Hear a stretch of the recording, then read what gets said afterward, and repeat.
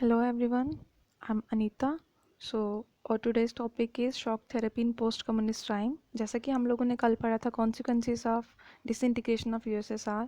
USSR के disintegration के क्या कारण थे, क्यों हुआ और कितने पार्ट्स में वो डिवाइड हुआ, कौन सी पॉलिटिकल पार्टीज़ वहाँ पे डोमिनेट कर रही थी, किसके पास सबसे ज़्यादा पार्ट गया, ये सब हम लोग ऑलरेडी कल डिस्कस कर चुके हैं. आज का जो टॉपिक है शॉक थेरेपी, सबसे पहले उसके बारे में थोड़ा सा नॉलेज ले लेते हैं कि शॉक थेरेपी एक्चुअली है क्या. ठीक है. शॉक थेरेपी, ये जो दोनों वर्ड हैं वो दोनों का अलग अलग मीनिंग है. शॉक मीन्स किसी को हर्ट करना, किसी को पिंच करना, और थेरेपी मतलब किसी को क्योर करना. ठीक है, उसका इलाज करना. ये इन दोनों का मीनिंग अलग होने की वजह से हम लोग ये नहीं बोल सकते कि इस टॉपिक का जो मीनिंग होगा इस कंटेंट के अकॉर्डिंगली वो पूरा गलत ही होगा. ऐसा नहीं है. इसका मतलब ये है कि कहीं ना कहीं ये जो कम्युनिस्ट राइम थी वो मतलब यूएसएसआर टूटने के बाद उसने किस तरह से खुद को सरवाइव किया, उसने किस तरह से उसने मतलब अपने आप को न्यू एक लाइफ जो थी वो प्रोवाइड करी, उसके बारे में पढ़ते हैं.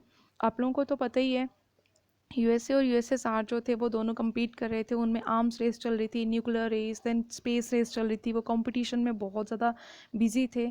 तो उनका मेन मोटिव यही था. यूएसएसआर का मानना था कि कम्युनिज्म जो है वो ज़्यादा कंट्रीज़ जो है उसको अडॉप्ट करें, और कैपिटलिज्म के लिए यूएसए जो था वो ज़्यादा मतलब कंट्रीज़ को बोल रहा था कि आप लोग इस पॉलिटिकल आइडियोलॉजी को ज्वाइन करो ताकि हम मेरी सपोर्ट जो है वो ज़्यादा से ज़्यादा मतलब मैं पावरफुल बन जाऊँगा.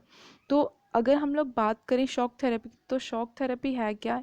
एक पेनफुल प्रोसेस है. दैट मीन्स आप लोगों को अच्छी तरह से पता होगा 70 ईयर्स तक जो कम्युनिज्म था मतलब सोशलिज्म जो था उसने यूएसएसआर को अपने कंट्रोल में रखा था, और यूएसएसआर में इसी आइडियोलॉजी ने 70 ईयर्स से ज़्यादा ईयर्स जो थे वहाँ पे सरवाइव किया था. और 70 ईयर्स के बाद वो स्टेगनेंट हो गई, जिसकी वजह से यूएसएसआर का कोलैप्स हो गया, इकोनॉमी को स्टेबल नहीं कर पाई, जिसकी वजह से बहुत ज़्यादा क्लैशेस, बहुत ज़्यादा रॉइट्स देखने को मिले. और दूसरी जगह हम लोग देखें कि एक ट्रांजिशन का मतलब होता है ट्रांसमिट होना, चेंज करना. अब ये जो आइडियोलॉजी थी कम्युनिज्म, उसने किस तरह से कैपिटलिज्म सिस्टम को अडॉप्ट किया, किस तरह से लोगों को डेमोक्रेटिक राइट्स जो थे वो प्रोवाइड किए थे. जैसा कि पहले यूएसएसआर में लोगों के पास डेमोक्रेटिक राइट्स जो थे वो बिल्कुल भी नहीं थे. जितना प्रॉफिट अर्न किया जाता था उस प्रॉफिट को इक्वली पूरी सोसाइटी में शेयर कर दिया जाता था. ऐसा पॉलिटिकल ये जो आइडियोलॉजी थी कैपिटलिज्म वहाँ पर बिल्कुल भी नहीं था, क्योंकि वहाँ पर प्राइवेट ऑनरशिप थी. कोई भी अपना बिजनेस लगा सकता था, कोई भी अपनी प्रॉपर्टी को पर्सनली ऑन कर सकता था. ठीक है. तो अब रशिया जो था उसने ट्रांजिट होना था, मतलब उसने चेंज करना था सोशलिस्ट के थ्रू. सोशलिस्ट से किस में आना था, उन्होंने कैपिटलिज्म में आना था. कितना उसका लॉस हुआ ये सारी आज हम लोग इस की डिटेल स्टडी करेंगे. ठीक है. तो अब यहाँ पे बताया गया सेंट्रल एशिया और ईस्टर्न यूरोप की कुछ कंट्रीज़ थी, वो भी अब बहुत ज़्यादा इन्फ्लुएंस हुई थी इस शॉक थेरेपी से. मतलब उन पर भी बहुत बड़ा प्रभाव पड़ा था, क्योंकि बहुत सारे नेशंस ऐसे थे जिन्होंने पहले सोशलिज्म को अडॉप्ट किया हुआ था, और अब जब सोशलिस्ट आइडियोलॉजी जो थी वो पूरी तरह से डिस्ट्रॉय हो चुकी थी, पैरिश हो चुकी थी, तो अब कहीं ना कहीं कैपिटलिज्म का आना तो ज़रूरी था. ठीक है. अब वर्ल्ड बैंक और इंटरनेशनल मॉनेटरी फंड जो था, मतलब उसको भी कहीं ना कहीं यूएसए की हेल्प की ज़रूरत थी, क्योंकि यूएसए का जो एक शेयर था इंटरनेशनल मॉनेटरी फंड में और वर्ल्ड बैंक में वो सबसे ज़्यादा जा रहा था. क्योंकि यूएसए, हम लोगों ने लास्ट लेक्चर में भी पढ़ा था कि यूएसए जो था वो सुपर पावर था और पूरे वर्ल्ड में डोमिनेट कर रहा था इकोनॉमिक बेसिस पर. ठीक है. और शॉक थेरेपी हर एक नेशन में अपना एक अलग रूप लेके जाती है. कहीं पर वो आइडियोलॉजी बेसिस जाती है, कहीं बेसिस पे वो पॉलिटिकल एक बेस लेके जाती है, और कहीं ऐसी जगह भी हैं जहाँ पर वो अपना एक सुपर स्ट्रक्चर लेके जाती है. ठीक है. तो अब यहाँ पर अगर हम लोग बात करें जो सेकेंड मतलब वर्ल्ड था, सेकेंड वर्ल्ड कंट्रीज़ जो थी जिसको हम लोग यूएसएसआर कहते थे, उस पर एक हम लोग ये बोल सकते हैं कि अलग ही एक उस पर प्रभाव पड़ा, अलग ही इन्फ्लुएंस हुआ उस पर. मतलब कहने का ये है कि उस पर एक अलग ही छाप छोड़ी इस शॉक थेरेपी ने. हर एक कंट्री जो थी उसके लिए ये ज़रूरी था कि उसको टोटली शिफ्ट होना है। किससे शिफ्ट होना है? उसको शिफ्ट करना है सोशलिस्ट आइडियोलॉजी से कैपिटलिज्म में आना है, तभी वो अपनी इकोनॉमी को स्टेबल कर सकता है। अब उसको अपनी रूट्स जो हैं वो पूरी तरह से ख़त्म करनी है सोवियत पीरियड के टाइम पर, जो कि सोशलिस्ट बैकग्राउंड थी उसकी, उससे उसको पूरा ख़त्म करके किस में आना है? डेमोक्रेटिक कैपिटलिज्म में आना है। जैसे कि आप लोगों को पता है कैपिटलिज्म जो है उसमें प्राइवेट ओनरशिप जो है वो कोई भी ऑन कर सकता है। डोमिनेट पैटर्न जो है ऑनरशिप प्रॉपर्टी का, वो कोई भी पर्सनली ऑन कर सकता है ना कुछ। और प्राइवेटाइजेशन जो है वो स्टेट, प्राइवेटाइजेशन का मतलब क्या हुआ कि कोई भी प्राइवेट ओनरशिप जो है वो लगाई जा सकती है।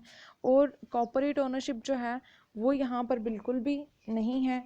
और इमीडिएटली हम लोग ये बोल सकते हैं कि कलेक्टिव फॉर्म्स जो थे उनको रिफॉर्म मतलब उनको ख़त्म कर दिया गया यहाँ पर, और बोला गया कि हम लोग पर्सनली अपने फॉर्म्स को खुद से ऑन करेंगे और उन्हीं के थ्रू हम लोग लोगों के वेलफेयर की बात करेंगे। ठीक है, अब यहाँ पर क्या बताया गया, जबकि पहले आप लोगों को पता है जब यूएसएसआर की हम लोग बात करें तो वहाँ पर एग्रीकल्चर प्रैक्टिसेस को ज़्यादा इंपॉर्टेंस दी जाती थी। जो भी अर्न किया जाएगा उसको इक्वली शेयर में मतलब पूरी सोसाइटी में डिवाइड कर लिया जाएगा। लेकिन अब जैसे ये ट्रांजिशन हुआ, शॉक थेरेपी आई, ये जो थर्ड वे था हमारे पास, एक ही अल्टरनेट था कि हम लोग को ट्रांजिट होना है, चेंज लाना है, और हम लोगों को क्या करना है, स्टेट कंट्रोल्ड जो हमारी इकोनॉमी है, सोशलिज्म बेस्ड जो हमारी स्टेट कंट्रोल सोशलिज्म है, उसको हटा के हम लोग को किसको लाना है? कैपिटलिज्म लाना है यहाँ पर। ठीक है, सो ये था आप लोगों का शॉक थेरेपी।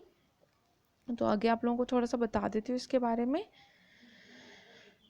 शॉक थेरेपी में यहाँ पे बताया गया, शॉक थेरेपी ने क्या किया, एक ड्रास्टिक चेंज लाया, एक बहुत बड़ा चेंज लाया, जिसका मोटिव था सिर्फ और सिर्फ एक्सटर्नल ओरिएंटेशन ही नहीं, बल्कि उन्होंने अपनी इकोनॉमीज़ में भी चेंज लाया। तभी शॉक थेरेपी का मेन मोटिव ही यही था कि हम लोग क्या करें, सोशलिज्म से कैपिटलिज्म में अपनी आइडियोलॉजी को शिफ्ट करें। ठीक है, देन उसके बाद यहाँ पर क्या बताया गया कि इसके बेसिस पर ही क्या हो सकता है, जब तक हम लोग शिफ्ट नहीं करेंगे तब तक हम लोग डेवलपमेंट नहीं कर सकेंगे। किसकी डेवलपमेंट नहीं कर सकेंगे? ट्रेड को और ज़्यादा डेवलप नहीं कर सकेंगे, और कहीं ना कहीं हम लोग फ्री ट्रेड भी नहीं कर पाएंगे, जो कि हमारे लिए बहुत ज़रूरी है, क्योंकि हमारी इकोनॉमी जो है वो बहुत ज़्यादा लैग्ड बिहाइंड रह चुकी है। और उसी के बाद यहाँ पर बताया गया फ्री ट्रेड राइम जो थी, और साथ में फॉरेन डायरेक्ट इन्वेस्टमेंट जो थी, उसको भी मेंटेन करने के लिए कहीं ना कहीं चेंज का होना ज़रूरी था। सोशलिज्म के थ्रू हम लोग फ्री ट्रेड भी नहीं कर पाते और ना ही फ्री डायरेक्ट फॉरेन इन्वेस्टमेंट कर पाते। ठीक है, और उसकी वजह से अगर हम लोग बात करें ओपननेस,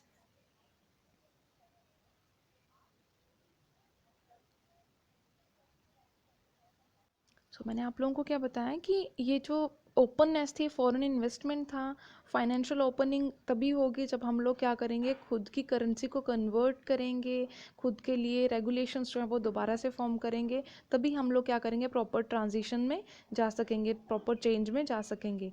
अब ये जो जितने भी पहले अलाइंसेस फॉर्म किए गए थे, लाइक वो ईस्टर्न अलाइंस था, चाहे उसको हम लोग क्या बोलेंगे, यूएसएसआर का ब्लॉक बोलें या फिर यूएसए का ब्लॉक बोलें, तो उन ये जो यूएसएसआर का ब्लॉक था वो तो पूरी तरह से ब्रेकअप हो चुका था, वो टूट चुका था। अब ट्रेड अलाइंसेस जो थे वो भी टूट चुके थे सोवियत ब्लॉक के साथ, जो भी थे अदर। ठीक है, तो हर एक स्टेट को अब एक एक ब्लॉक जो था वो फॉर्म करना था, जिसका डायरेक्ट लिंक किसके साथ होगा, वेस्ट के साथ होगा, ना कि किसी अनदर रीजन के साथ होगा।